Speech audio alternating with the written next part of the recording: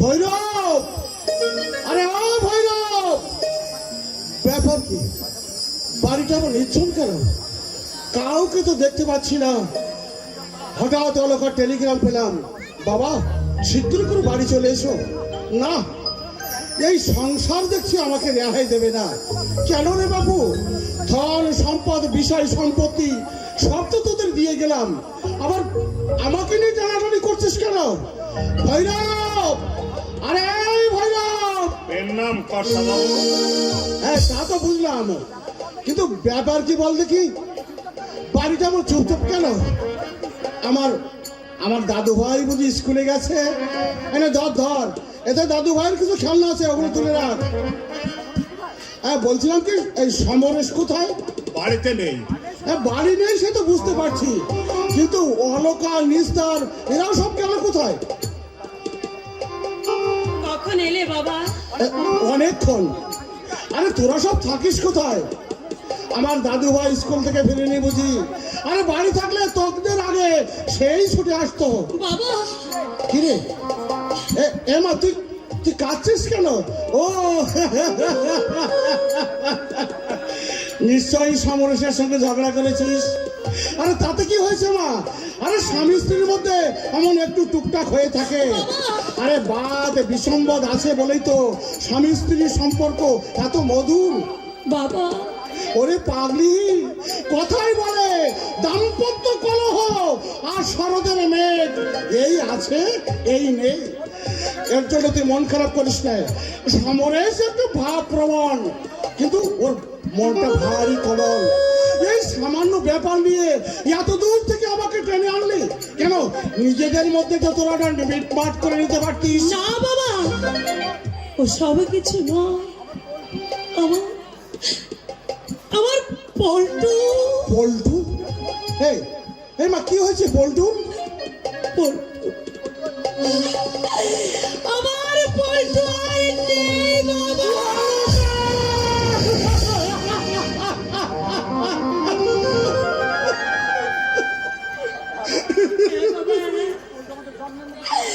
আমার পল্টু আমাকে ছেড়ে জন্মের মতো চলে গেছে বাবা। না না, এ হতে পারে না। আমার দাদু ভাই আমাকে ছেড়ে চলে যেতে পারে না। আমি আমি যে তাকে আমার এই প্রাণের চেয়ে বেশি ভালোবাসি। দাদু ভাই, বাবু, আপনিও যদি এইভাবে ভেঙে পড়েন। ওরে ভৈরব, এই ভৈরব, আমি আমি যে তাকে তোর হাতে সঁপে দিয়ে গিয়েছিলাম, বল ভৈরব বল, কোথায় রেখেছিস আমার আমার দাদু ভাইকে? বাবা বাবা, তুমি যদি এমন করো আমি তাহলে কি করব বাবা? আমি যে তার মা। নিষ্ঠুর অকরুণ বিধাতা, কোন পাপে তুমি তুমি আমার এত বড় শাস্তি দিলে? এর চেয়ে যদি তুমি আমাকে নিতে কর্তা বাবু, আপনি কেন বাল? আপনি তো জানেন যে যায় তাকে আর কোনোদিন ফিরিয়ে আনা যায় না। জানি ভৈরব জানি, কিন্তু কিন্তু আমার এই মনকে আমি যে প্রবোধ দিতে পারছি না। যাওয়ার সময় আমার দাদু ভাই আমাকে কত কত কি হয়েছিল আমার দাদু ভাই? কলেরা। কলেরা? কলেরায় মারা গেল আমার দাদু ভাই। কেন তোরা তাকে ডাক্তার দেখাস? মানুষের যা সাধ্য আমরা তো করেছি কর্তা বাবু, কিন্তু নিয়তি যাকে টানে। নিয়তি নয়, এই মানুষ। হ্যাঁ, মানুষের অবহেলার জন্য আজ আমার পল্টু মরেছে বাবা। অলকা, হ্যাঁ বাবা, ছেলের অসুখ থেকে বাড়ি থেকে বেরিয়ে গেল, 4-4টে দিনের মধ্যে বাড়ি আসছে তো দূরে থাক, একবার সে খোঁজ নিয়েও দেখতো না। কোথায় ছিল সমরেশ? ওই কাজী পাড়ায়। কাজী পাড়ায়? কাজী পাড়ায় যে ভীষণ কলেরা লেগেছিল, তাই দাদা বাবু নিজের সন্তানের চেয়ে মানুষের সেবাটা তার কাছে বড় হলো। সেদিন দাদা বাবু যদি গিয়ে না পড়তো তাহলে গ্রামকে গ্রাম সব উজাড় হয়ে এই!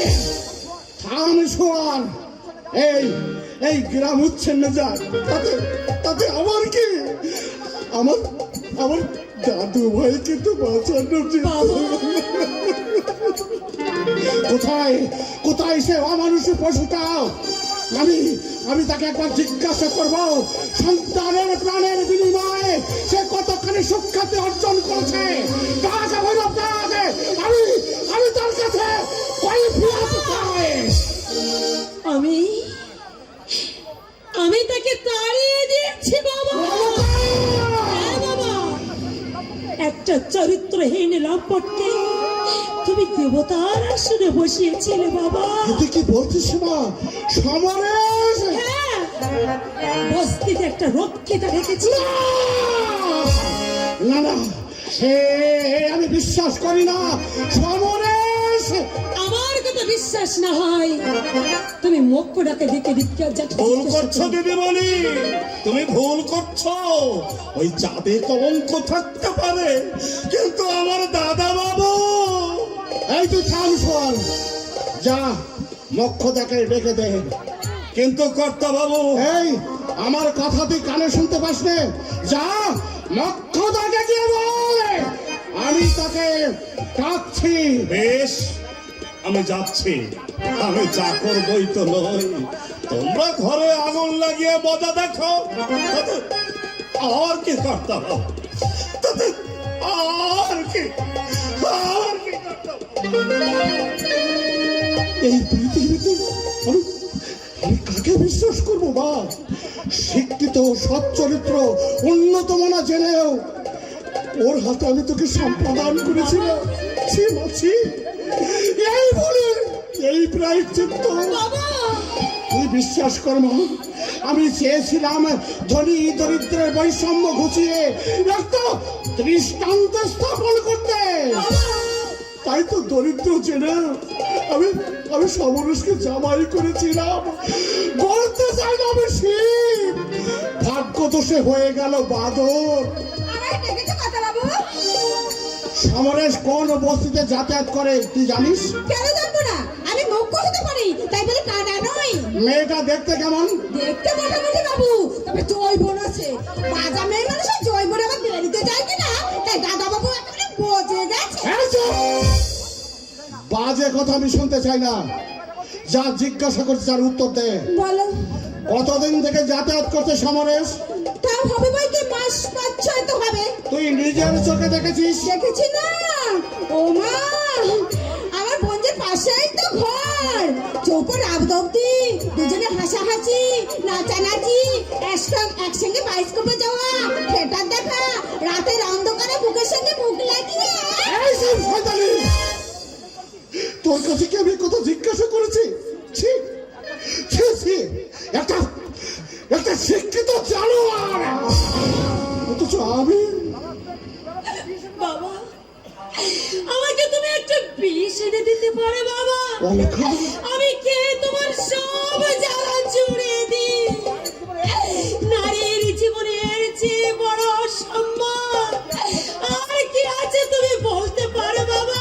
মরবি কোন দুঃখে মা, মরবি কোন দুঃখে? আজকালের দুনিয়ায় মেয়েদের সামনে অনেকে পথ খোলা আছে। আমি আমি তোকে আবার বিয়ে দেবো। তোর যদি অনিচ্ছা থাকে আমি অবশ্য জোর করব না, কারণ আমার বিষয় সম্পত্তি যা আছে সারা জীবন বসে পড়ে খেলেও তা ফুরাবে না। পেতে তো মানে আপত্তি কিসের কথা দিব না? এই তো আমার বোন যে কত আবার বেঁধে দিলুম। এক ঘরে সুখ হলো না, আর এক ঘর পর দেখে নেবো, তাই বলে নাতি ফাটা খেতে এক বড়দের ঘর করতে যাবো কোন দুঃখটা? হাট মানছি বাবা, আর বলবো নি। আমার সঙ্গে চল, বস্তিটা আমাকে দেখিয়ে দিবি। আমি চাই না বাবা, এই নোংরা ব্যাপারটা নিয়ে তুমি একটা কেলেঙ্কারি বাঁধিয়ে তোলো। আমার অদৃষ্টে যা লেগে আছে তাই হবে বাবা। দেখ মা, আমি ঝগড়াঝাটি করব না, শুধু শুধু দূর থেকে সেই মেয়েটাকে একবার চোখের দেখা দেখে আসবো। বাবা! আয় মোক্ষদা, বাড়িতে আমাকে চিনিয়ে দিবি আয়। হতে দেবনি বিয়ে যদি করতে চাও তাহলে আমাদের ওই নতুন ম্যানেজার আছে না, ওই ম্যানেজার তোমার পার্টনার হিসাবে চেহারাও ভালো আর কথা যা বলে না একেবারে বধু, ইংরেজি যা বলে না একেবারে বধু। যাচ্ছি বাবা যাচ্ছি, তবে ম্যানেজার বাবু কথাটা মোক্ষদা! আরে বাবা যাচ্ছি, ও তো রাগ করো কেন গো?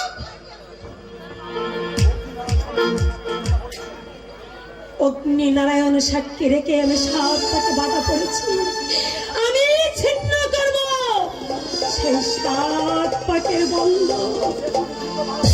যে স্বামী দীর্ঘ 12টা বছরের মধ্যে শখ ভরে একটা কথা পর্যন্ত বলেনি, যে স্বামী পর নারীতে আসক্ত, তার সঙ্গে আমার কোনো সম্পর্ক নেই। না, না, ও আমার কেউ